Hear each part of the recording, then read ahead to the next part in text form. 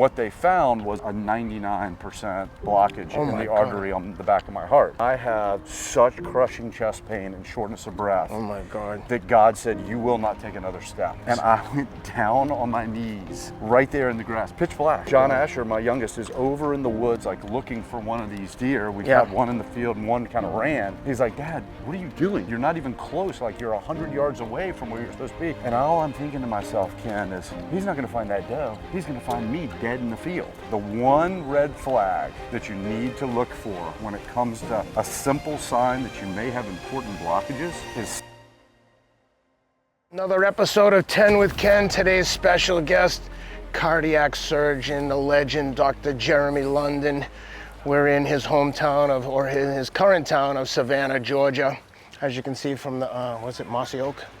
Spanish moss. Spanish moss. I love the look here. I love all the architecture. What a cool, walkable city.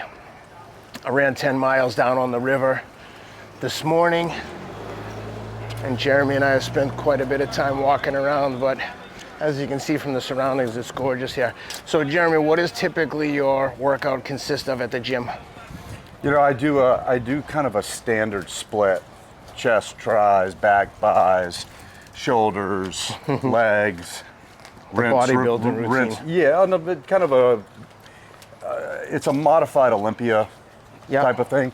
And I do that for a couple reasons. When I can't really do kind of the upper, lower type of thing because it's hard if I have a really bad night on call or I'm exhausted to split that out and say, okay, I'm just gonna switch this or switch that. When I have it kind of broken down, I find that I can interchange those really easily to modify according to my schedule. I mean, and I've done it for a long time that way, is probably the biggest thing. But on the weekends, we typically try to do some sort of CrossFit style workout with about an hour of mobility, which makes a tremendous difference for me, particularly as I'm easing into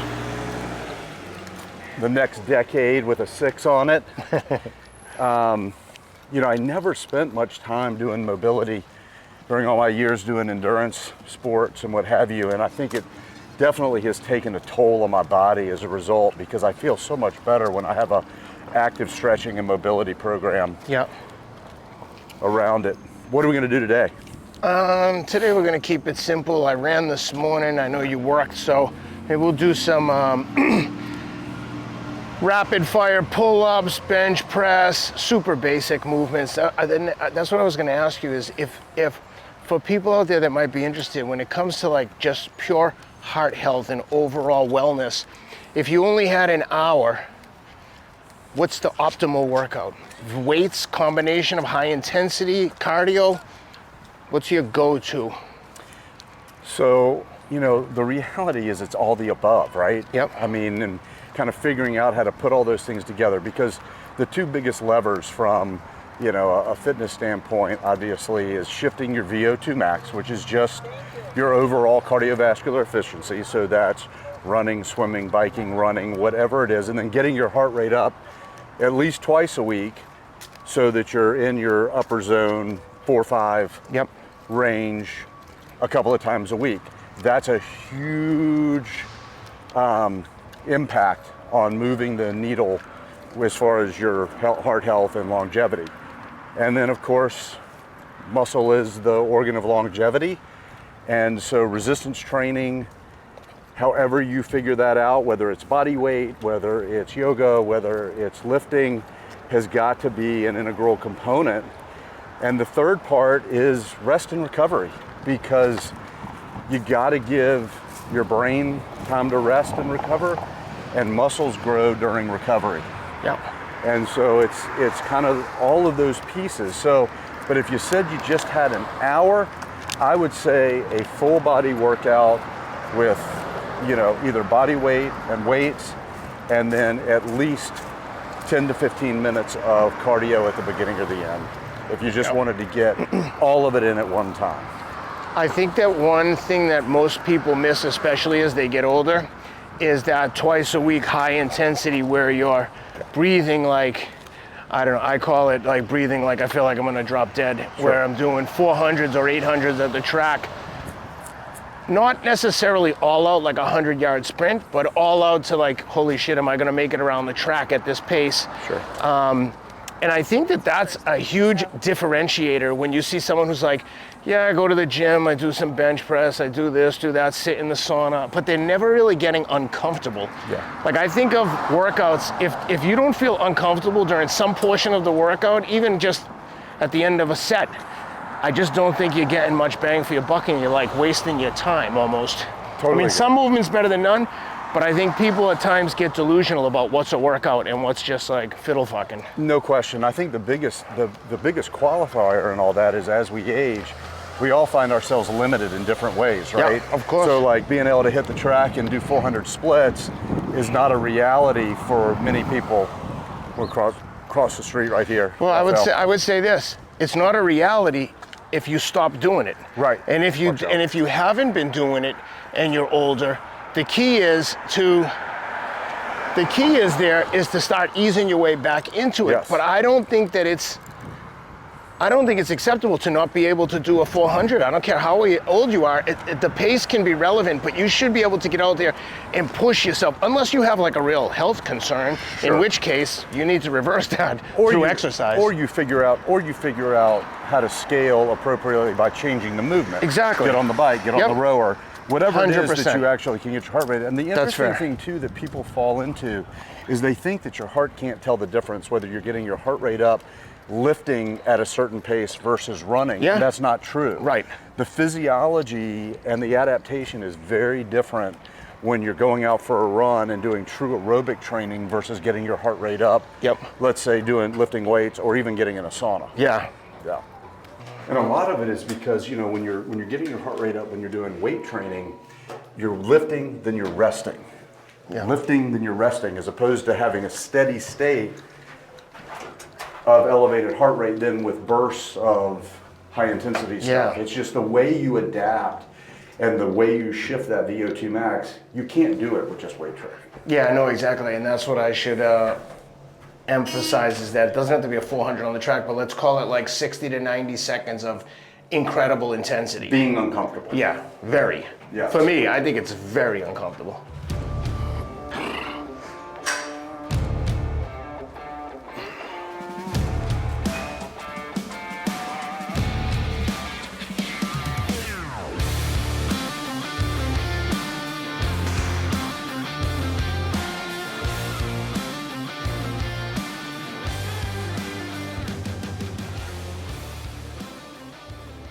Tell me the story about the heart attack, like what you noticed, what happened. Sure. And like, because I think this is relevant, certainly for guys our age, because I know hearing you tell the story once before, I was like, holy shit, I need to know what the warning signs are, especially like I say, for guys that are getting older. Like, walk me through the whole thing.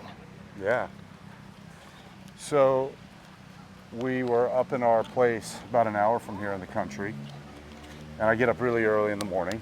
So normal time, I get up early and I'm getting myself ready, making coffee, walking around the room, and I feel like I've got this really bad reflux. And I'm like pacing around the room, and Tracy's like, "What's wrong with you?" And I said, "I just have reflux." Acid She's reflux. Yeah, just, maybe ate something or, usual kind of symptoms, heartburn, which I get occasionally. We all do, right? But that's exactly what it felt like? That's what it felt like. It Okay. felt like heartburn. And she looked at me, she goes, "Are you sure?" She goes, "You don't look right to me." Huh. And of course I look at her and I say, "Seriously?" Like, I'm a cardiac surgeon. Like, seriously?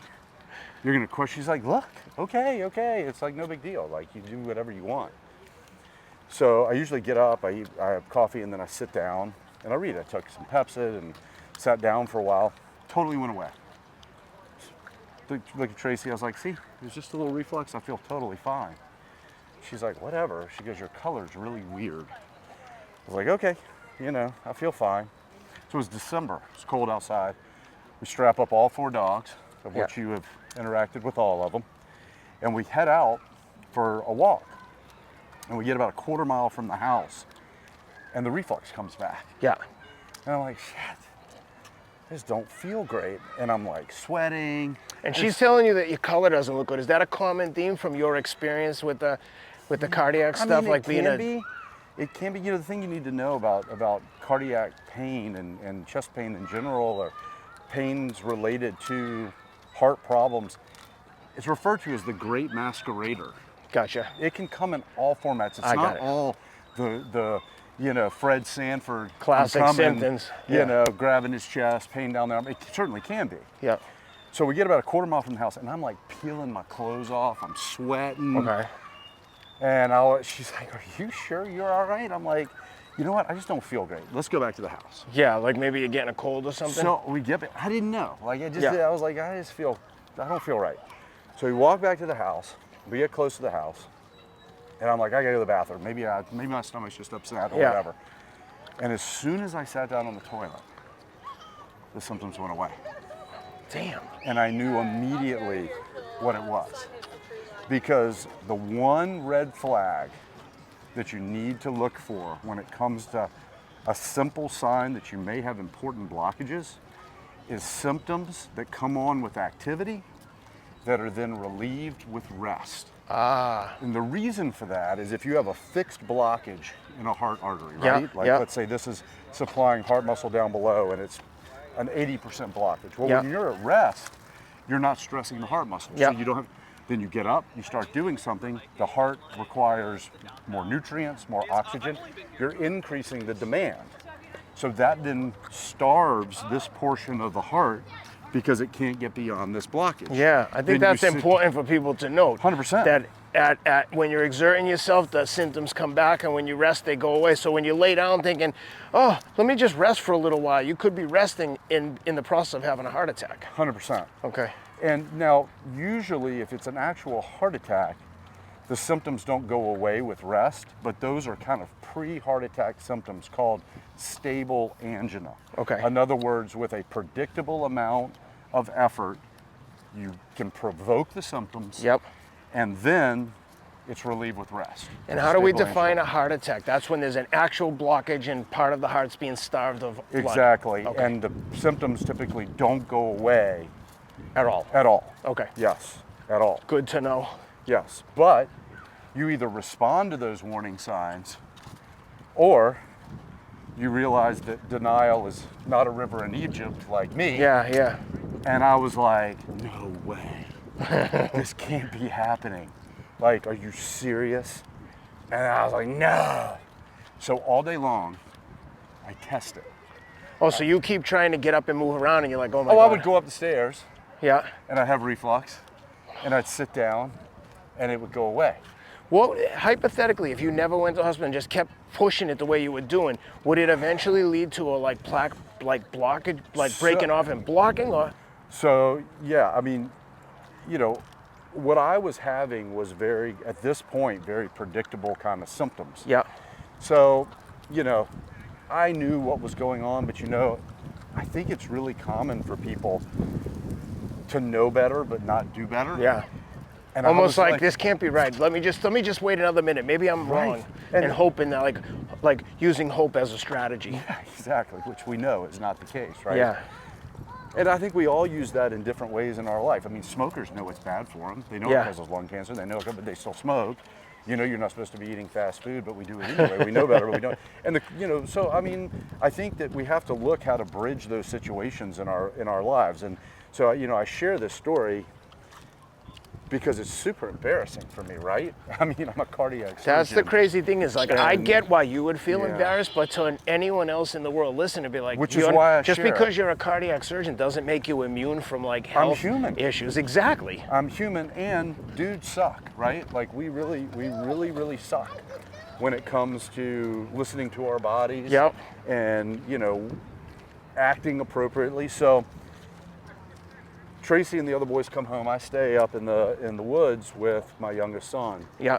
And we go out that afternoon and we go deer hunting. And we get in the stand. He has a really successful hunt. He harvests 2 animals. And we come down out of the deer stand. It's pitch black. We're a quarter mile from the truck. We have no cell service. He's 15 years old. So scary. I come down the stairs, and I'm not talking like very much activity at all. Yeah. And I have such crushing chest pain and shortness of breath Oh my God. that God said, you will not take another step. Jesus. And I went down on my knees right there in the grass, pitch black. Oh my John God. Asher, my youngest, is over in the woods, like looking for one of these deer. We've Yeah. had one in the field and one kind of ran. He's like, Dad, what are you doing? Like, you're not even close. Like, you're 100 yards away from where you're supposed to be. Damn. I was like, yeah, you know, you never know where they're gonna run, bud, you know? Yeah.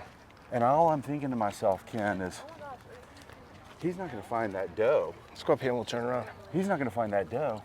He's gonna find me dead in the field. Oh my God, what a horrible And feeling. I'm thinking to myself, I cannot do this to him. Yeah. I have got to pull myself together. I have to, right now. Yep. It's funny, my brother-in-law was like, dude, if you had died in that field, we would have so named that field after you and never ever hunted it again. Ever.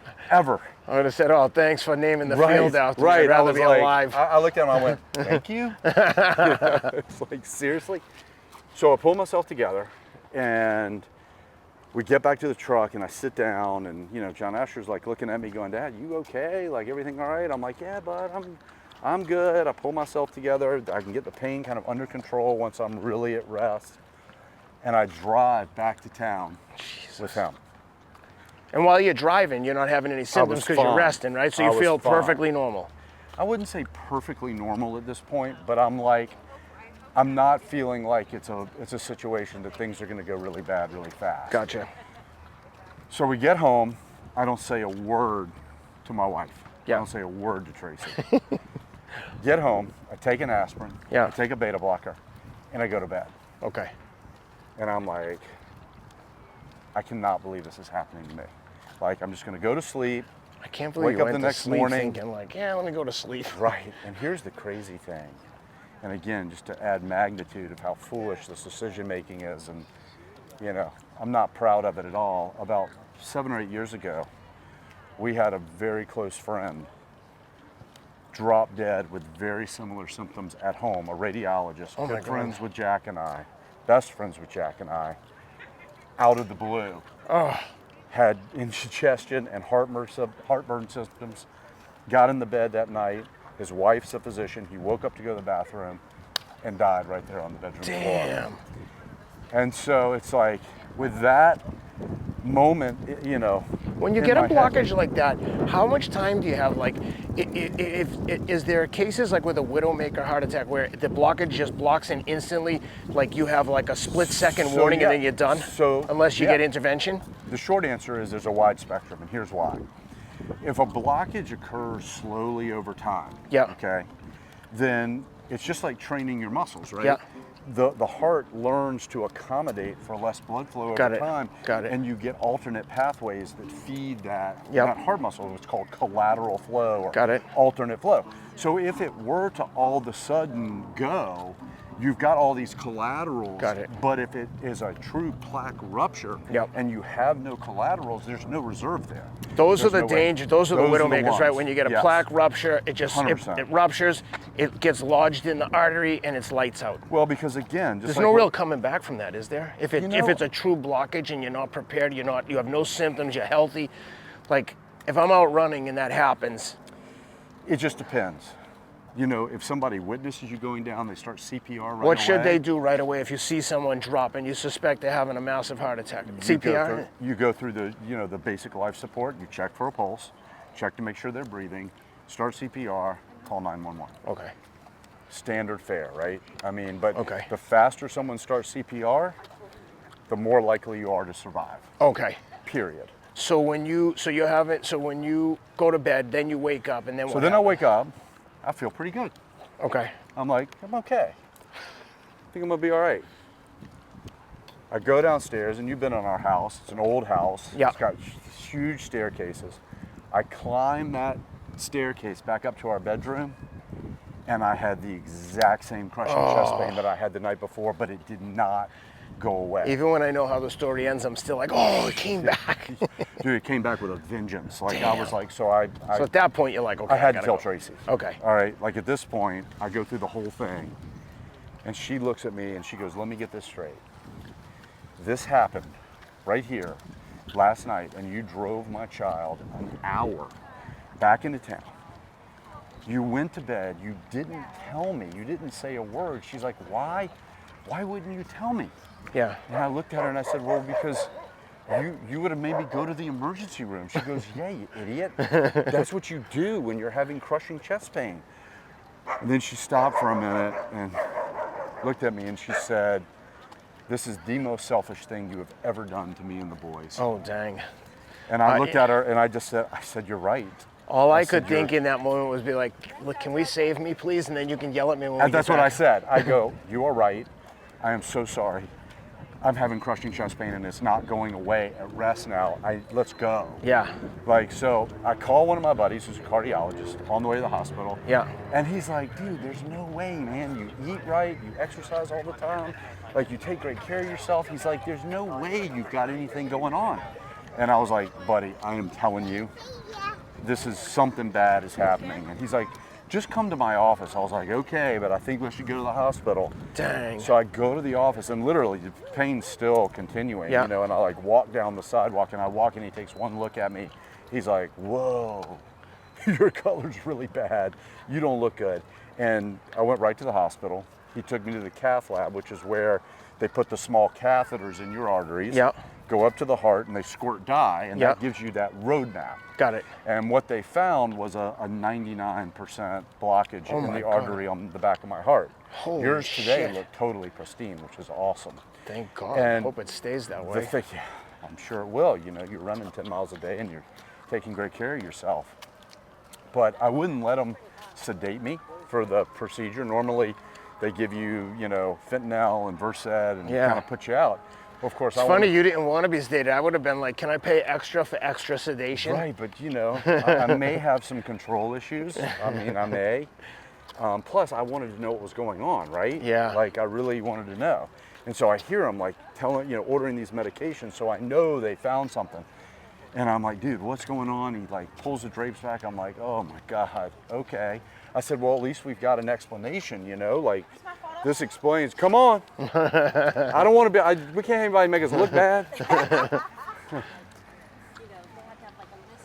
And so the way they put the stents in is when they had that catheter in, they squirt the dye, Yeah. and then they put a small wire across where the blockage is, Yeah. and then they put a balloon catheter at the top to give Yeah. it some stability, Yeah. so that they can put the stent up. Well, the blockage was so tight that when he put the wire across, it totally occluded the artery. Damn. So I immediately had like almost unbearable chest pain, and the EKG, you know, the electrocardiogram, just went absolutely wild. Let's go Like this I way. had these crazy changes on the EKG. But you were sedated at this No, point. I would at Oh. this point I wouldn't let him. And I was like, hey, Will. I mean, I'm having this is the worst chest pain I've had. And he pulls the drapes down and he looks at me and he goes, I need you to shut up so that I can get this done. Like he was getting jacked up. Oh, really? And at that point, he like hammers me with the sedation so I would shut my mouth. Dang. And he gets me stented. Everything went beautifully. He goes out to talk to Tracy and he says, listen, I dream of stenting cardiac surgeons, but doing a procedure on Jeremy London was a frigging nightmare. And she looks right at him and she goes, oh, I'm sure. I'm sure it was. She goes, he's a pain in the ass. He's the That's worst funny, patient. man. And, you know, look, I'm very grateful, obviously. Like, I get goosebumps just even talking about it because, you know, after you start to face your mortality like that, Yep. it's like I woke up Tuesday morning and my whole life was like entirely reprioritized. Yeah. Like things that were really important to me on Monday weren't even on the list on Tuesday. Yeah. It's like the people that I love, the people that love me, my friends, my family, like that's it. That was it. I It know was on the list. exactly what you mean. And I felt like I'd been given a second golden ring. You Yeah, know? yeah. From a heart health perspective, what's like the top 2 or 3 supplements that you would take that you would recommend that, like, especially guys over 50 be taking? Yeah, for sure. So the top 3 that I personally take and that I recommend to patients, the first is omega-3s Yeah. in the appropriate mixture, you know, and there's There's lots of options out there. I personally like Momentous Yeah. as my brand. Because you know the supplement world can really be overwhelming, Yep. and you want to make sure that you're getting what's actually on the label, and that there's good third-party testing and all Yep. those kinds of things. And you know, so Momentous works for me. There's a lot of options out there. Just make sure that you're choosing a high-quality product in Yep. all of these things. Yep. The second is CoQ10, Yep. which is essentially it's a cofactor enzyme that is an essential molecule to help promote the energy development, particularly in the heart muscle, Yeah. as well as being an antioxidant, Yeah. which is obviously critical in heart health. And the final one would be magnesium. Oh, cool. And magnesium for a couple reasons. One, I'm saying cool because I take all these things. I'm glad I'm getting it right. well, I looked at your stack, so I wanted to make sure that, you know, I made you look good. The first is, interestingly, magnesium is the most common electrolyte deficiency if we look across the board. Oh, wow. So when I'm, you know, giving a list of like the 3 most prominent things, why not include that one on the list? Because Yeah. you're going to hit such a large group of people that are actually deficient in magnesium. But the way magnesium works is it dilates blood vessels, Yeah. which can naturally lower your blood pressure. Obviously, if you're on blood pressure medications, it's not a substitution for that, but it still is important, as well as regulating heart rhythm. So it's really important for those 2 things, you know. A couple of things about supplements in general. Number 1, remember they're supplements, not substitutions, Yep. for a good quality whole foods diet. And so they should be used as such. So like, how do you decide what's best for you? Well, you need to check your biomarkers. Yep. And direct your supplement stack accordingly. You know, that just makes sense. Yeah. But those are 3 that I would really kind of recommend across the board. Yeah. And obviously combined with, like you said, a healthy diet and a healthy exercise regime, mix of Absolutely. cardio and strength work. There's just very specific levers Yeah. that we know will stack the deck in our favor. You know, Yep. so why not pull those? Completely agree. Why not? Like, Like- I always say, exercise like your life depends on it. Because it does. Boom. That's the perfect place to end. Yeah. Jeremy, thanks for doing this, brother. Love you. Yeah, Appreciate you, thank dude. man. Boom.